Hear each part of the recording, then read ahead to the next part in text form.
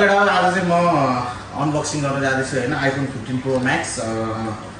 256 GB को हैन अनि यो चाहिँ नेचुरल टाइटेनियम हो है अनि यो भर्खरै मेरो हातमा परिसकेको छ हैन पहिला चाहिँ मैले आइफोन 14 प्रो मैक्स गोल्डमा युज गरेको थिएँ अनि यो अब चाहिँ हामी आइफोन 15 प्रो मैक्स अनबक्सिङ गर्न जाँदैछौँ लगेर हेरौँ है त कस्तो रहेछ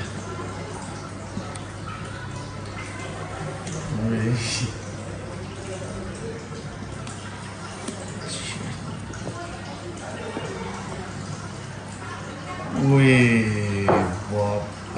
apa ya?